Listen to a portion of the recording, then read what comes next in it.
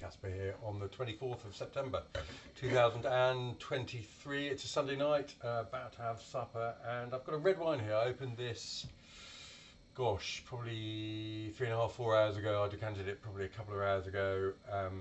So what is it? It's a red burgundy. It's 2013 Clos de Vougeot from the Gevrey-based domain Drouhin-Laroze. They've got fantastically positioned vineyard in the Clos de Vougeot.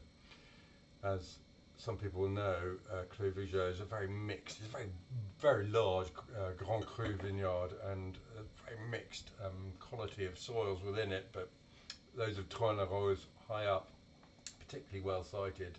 2013, not the easiest vintage in Burgundy. The white wines are generally very easy to spot, taste blind. They have a sort of sweetness, sour quality to them, sour acidity and a sweetness of fruit that sets them apart. Reds mix, but particularly successful in the Clos de Vougeot. And I wanted to have a look. I've got a few bottles of this in the wine rack, and I haven't tasted it for a very long time, so interested to see how it's doing. Not that much sign of age. It's quite deeply coloured. Certainly not opaque, but it's deep. It's, yeah, garnet in the middle, and quite a narrow, medium narrow band at the rim. Just, it doesn't look like the youngest of wines, but it certainly doesn't look terrifically old. The thing that strikes you straight away about this wine is the freshness of the aromas. It really does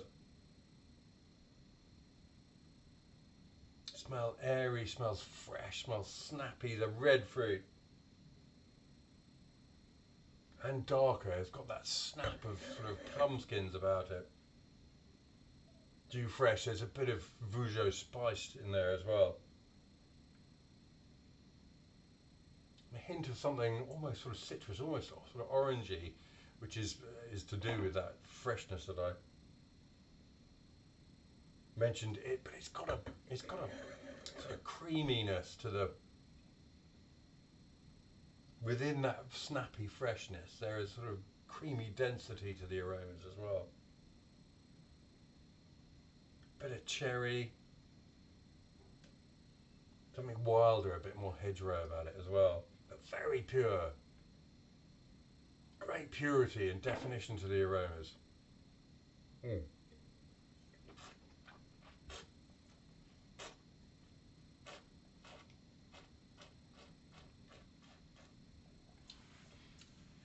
Well, similar story on the palate.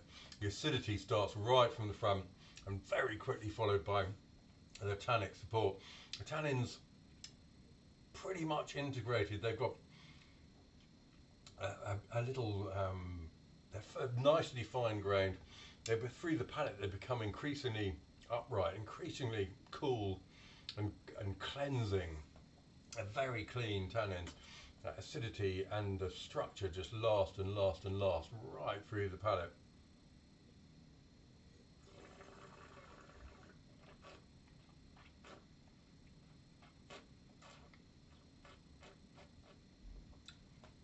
There's something rooty, wild about the fruit on the palate. It's got a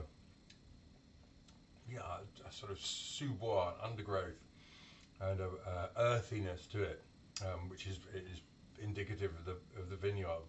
But it's the quality of the structure, that, as I say, those tannins and the acidity, which just power on through. When I say power, it's not a wine of enormous power. It's medium weight, but it's the precision of it is notable, I must say. Other scents arriving.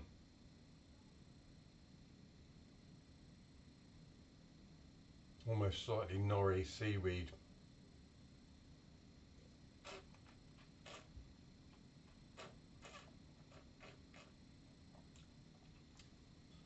It's got Grand Cru grip and density.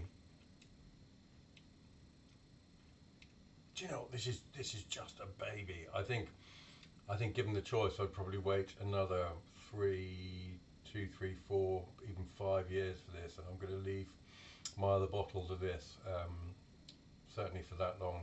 but fascinating to taste it. I mean, it's a wine it's a really vigorous wine, lively, full of acidic tension and energy, and it's got Grand Cru character. Yeah, it's a really nice wine. Super stuff. There we are. It's been 2013. Clos de Vougeot, Drouhin-Laroze. No mention well, I can't see a mention of. That's my eyesight. Actually, there is, and I can't read it. I think it says 13% alcohol, but it's a lovely, lovely thing. Look forward to revisiting in 2, 3, 4, 5 years' time. Delicious.